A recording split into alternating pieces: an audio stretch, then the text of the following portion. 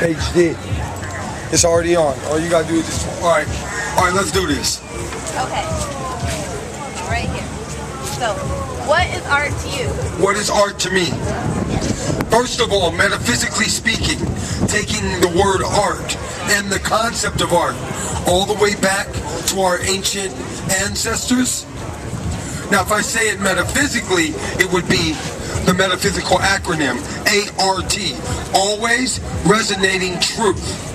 See, our ancestors, before they started writing things down, art was their way of transferring the culture from one generation to the next.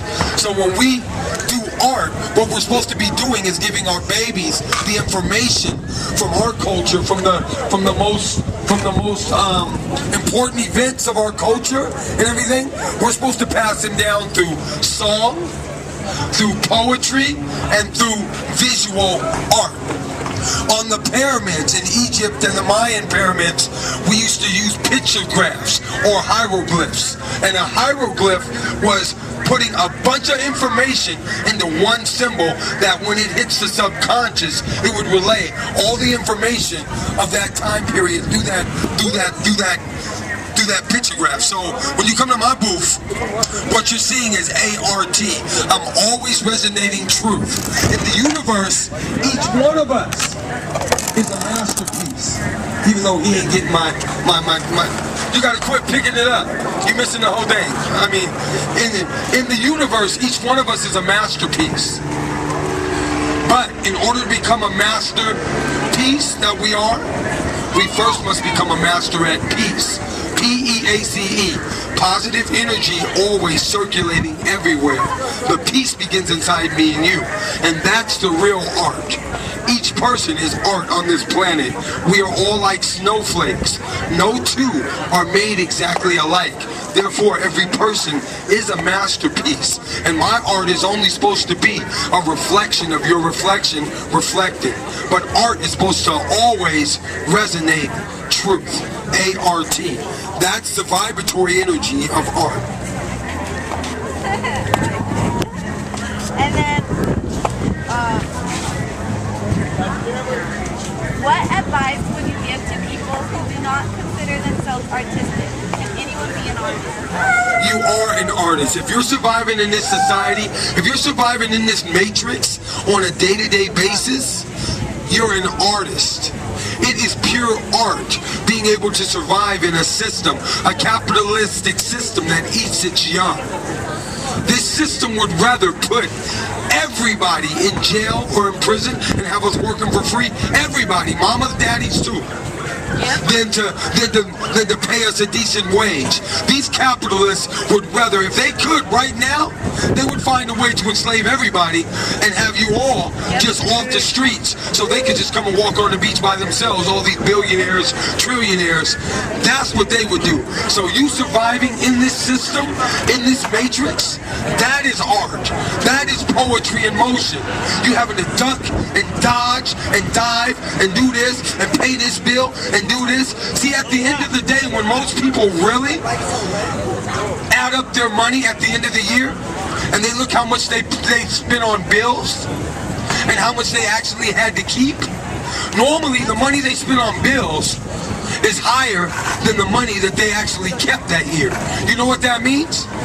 That means this is modern day sharecropping.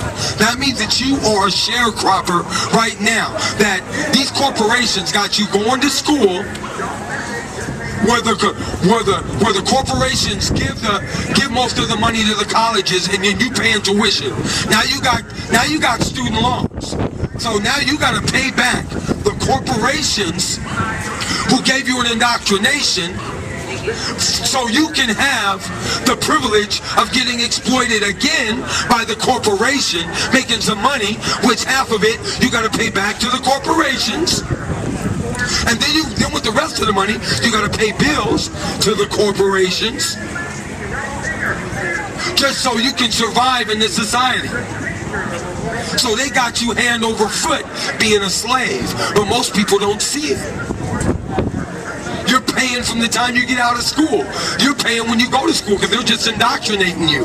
They ain't telling you what you need to know to truly survive. They telling you what you need to know, what you need to remember to pass a test and to get the degree. So then the corporations can then say, oh, this is a safe person. I can hire them for my corporation and exploit them even more. Because I know they're going to be paying bills, which means they're giving this money back to us anyway. So, that's what I would tell the average person who doesn't claim they're an artist. Everything you do is art. Surviving in this society, raising children, or just walking down the street, that's art. Yeah, my phone's about to die, that's why. Keep going. Okay, the next one is, since you're here every day, right? Yeah. How do you think art has impacted either the homeless or the lower class individuals? Well, this is the one place where you can be homeless and you can go from being homeless to owning whatever you want. This is the one place you can do that. Matter of fact, when I first got here, when I first left college and I came here, I didn't have a place to stay. I came to Venice Beach and I bought 2 cars. I've bought a house. I've done a bunch of stuff, all from this right on Venice. Matter of fact, hold up 1 second. Don't go nowhere. I wrote a book. This is my 10-year story called Life's a Beach and Then You Die. This is my 10-year story being on Venice Beach. But I also wrote another book just for the homeless folks. How to Vend and Win at Venice Beach. A person can come down here with nothing to this beach, and I can show them when they walk right there how to start making money and to get themselves off the street. How they can come out here and make money on this beach. How has art impacted the homeless out here? Me? I represent the voice of the voiceless. Means I don't just take, I always give back. I have had more experiences and had more homeless people, or so-called homeless people, impact me and my art as much as I've impacted them. We are all simultaneously the student and the teacher at the same time. So not only am I educating, I am getting educated, because the person who does not know that they are both the student and the teacher will never be qualified to truly be a teacher. And then, one more thing. Does it matter to you if you're famous? I am famous, but it don't matter if I'm famous. You know why? Most of the greatest artists, the greatest revolutionaries, the greatest people who've done the most on this planet aren't even known. History is written by the victors, not the victimized. History is written by those who are in power. So they never tell the real stories of the people and the things that they went through and triumphed if it doesn't benefit their cause.